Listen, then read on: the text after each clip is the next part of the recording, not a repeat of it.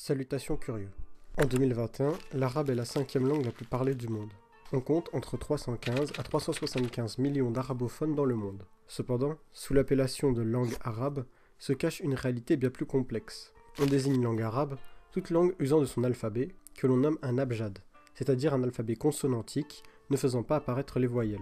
Son origine provient de la péninsule arabique et devient au 7e siècle après Jésus-Christ la langue officielle du Coran, devenant ainsi la langue liturgique de centaines de millions de croyants musulmans, favorisant ainsi sa diffusion. Cependant, il est à noter que la langue arabe ne constitue pas du tout une seule langue, commune à chaque État.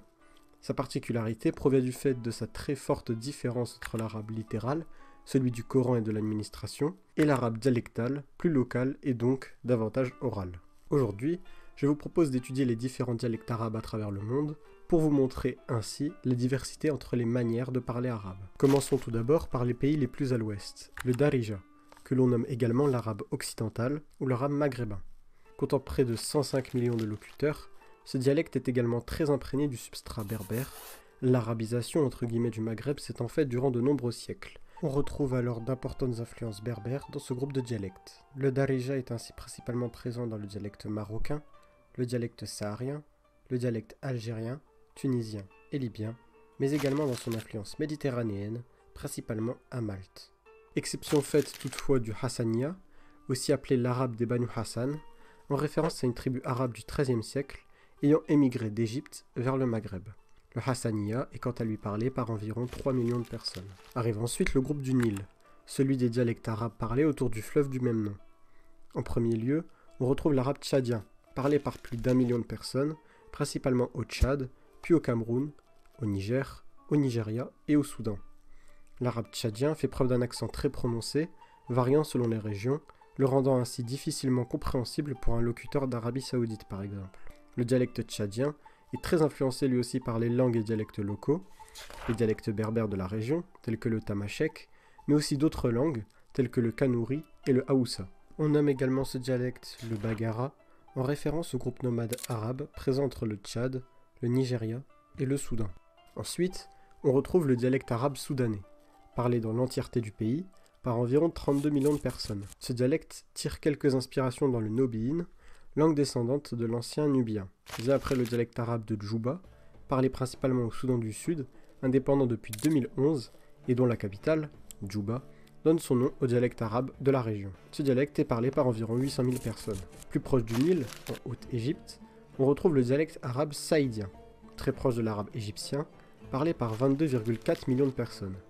A noter que le peuple saïdien de Haute-Égypte est souvent considéré comme la partie pauvre de l'Égypte, cette région comprenant environ 80% de la pauvreté extrême du pays. Vient enfin pour conclure cette partie, sur l'arabe du Nil, l'arabe égyptien, dialecte arabe le plus parlé, avec 68 millions de locuteurs, puis l'arabe bédouin, principalement parlé dans le Sinaï, par environ 2,24 millions de personnes.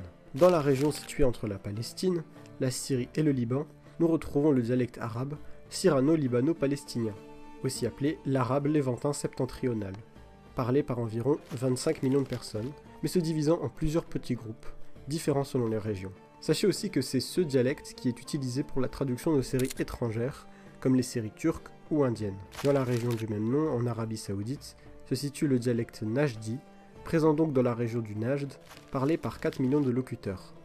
Puis, plus au sud, l'arabe yéménite, parlé comme son nom l'indique au Yémen, dans le sud-ouest de l'Arabie Saoudite, mais aussi en Somalie et à Djibouti, comportant de nombreuses traces anciennes de l'arabe que l'on ne trouve pas ailleurs dans le monde arabophone.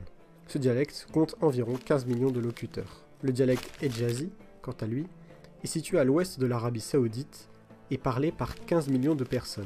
Il existe toutefois une distinction entre le dialecte hedjazi parlé dans les villes, telles que la Mecque et Médine, et le dialecte hedjazi parlé par les peuples bédouins.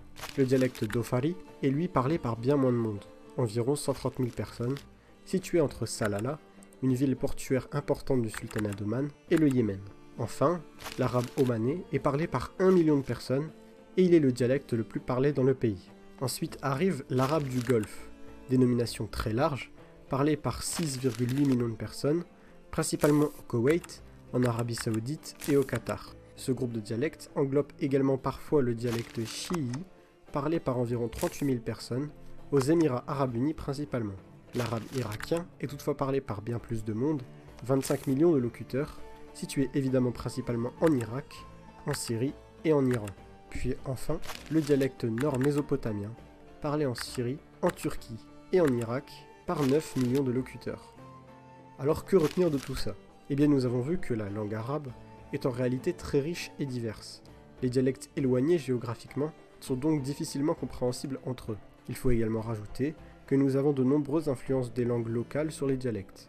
Le berbère pour les dialectes maghrébins, le turc pour le syro-libano-palestinien, le punique chez les Tunisiens, ou l'araméen pour les dialectes mésopotamiens, dont l'irakien, sont donc un ensemble de substrats, aujourd'hui visibles dans la pratique très diverse de l'arabe. Merci d'avoir regardé. Comme d'habitude, les liens de toutes mes sources sont dans la description, ainsi que ceux des musiques utilisées. Si la vidéo vous a plu, n'hésitez pas à la partager et à vous abonner à la chaîne. Et en tout cas, je vous dis au revoir curieux.